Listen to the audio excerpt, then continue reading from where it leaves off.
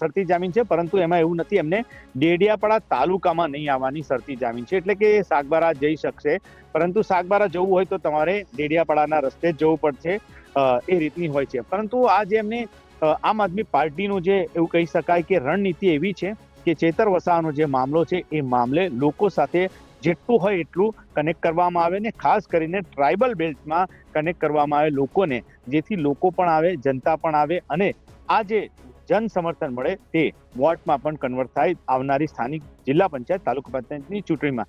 એટલે કે ચેતર વસાવાના મામલે વિપક્ષ જે છે કહી શકાય કે, એટલે કે આમ આદમી પાર્ટીની સામે જે કોંગ્રેસ છે અને ભારતીય જનતા પાર્ટી પણ ચેતર વસાવાના મામલે નજર રાખી રહી છે. ચેતર વસાવાની રેલી છે, તેમાં કેટલાક લોકો આવશે, કેટલાક લોકો સમર્થનમાં આવશે, કેટલાક ગ્રામજનો છે, કેટલાક આમ આદમી પાર્ટીના છે, એના પર પણ કોંગ્રેસ અને ભાજપની તો નજર રહેશે. એટલે કે સમગ્ર મામલે આમ આદમી પાર્ટીનું એક એવું કહી શકાય કે એ પ્રકારનો માસ્ટર પ્લાન છે કે ચેતર વસાવા જેલમાંથી છૂટીને સીધા એમને જ્યાં જવાનું છે તે નહીં જાય, પરંતુ એક તેઓ જે રસ્તેથી પસાર થશે ત્યાં તેમનું સ્વાગત કરવામાં આવશે અલગ અલગ જગ્યાએ. એ પ્રકારનું આયોજન કરવામાં આવ્યું છે, અને નર્મદા જિલ્લા આમ આદમી પાર્ટી દ્વારા આ કાર્યક્રમ જે છે એ કાર્યક્રમની સોશિયલ મીડિયામાં બધાને જાણ પણ કરવામાં આવી છે. એટલે કે કાર્યક્રમ આમ આદમી પાર્ટીનો આ પ્રકારનો જે કાર્યક્રમ છે એ કાર્યક્રમને લઈને હવે ચેતર વસાવા શું બોલશે તેના પર સૌની નજર છે. કારણ કે ખાસ કરીને સોમિયા, આપને જણાવું કે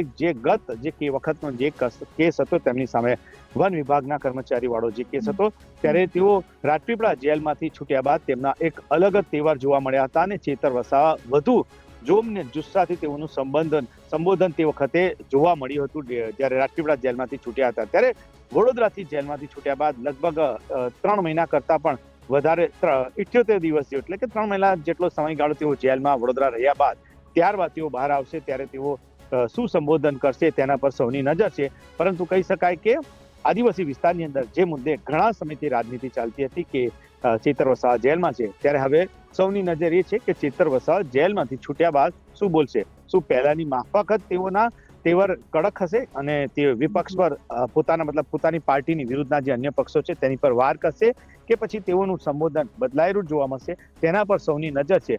પરંતુ મારી દ્રષ્ટિએ લાગી રહ્યું છે કે જે આમ આદમી પાર્ટી અત્યારે જે પ્રયાસ કરી રહી છે કે ટ્રાઇબલ બેલ્ટની અંદર આમ આદમી પાર્ટી આ મુદ્દાને વધુ ને વધુ એક લોકો સુધી કનેક્ટ કરવા માંગે છે.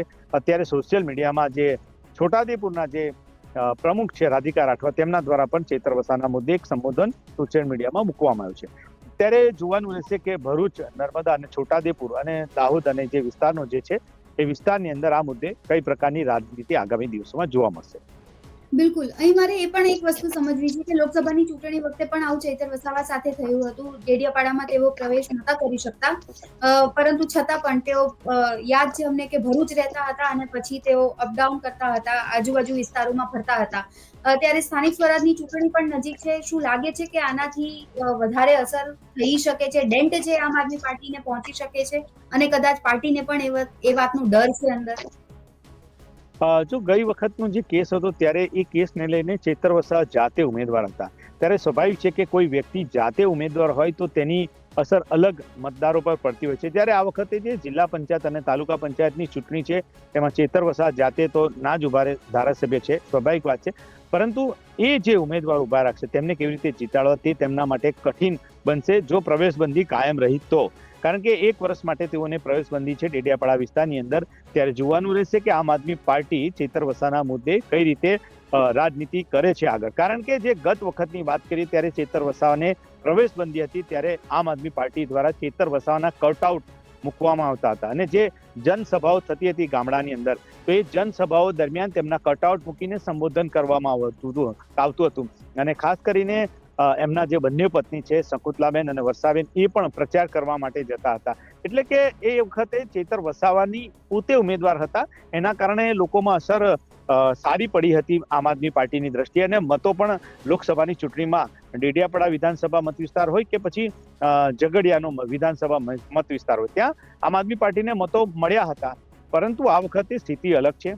આ વખતે ગઈ વખતની જે સ્થિતિ હતી તેમાં જે ફરિયાદી હતા એ સરકારી પક્ષે હતા, પરંતુ આ વખતે જે ફરિયાદી છે એ પણ એક આદિવાસી સમાજના છે, સંજય વસાવા, એમને ફરિયાદ કરી છે. એટલે સંજય વસાવા આ મુદ્દે પણ અનેક વખત આપણી સાથે જ્યારે વાત કરી મીડિયા સાથે અને ગુજરાત તક સાથે, ત્યારે તેઓ કહી ચુક્યા છે કે હું પણ એક આદિવાસી સમાજમાંથી આવું છું અને આમ આદમી પાર્ટી જે છે ચેતર વસાવાના મુદ્દે રાજનીતિ કરી રહી છે તેવો તેમનો આરોપ છે.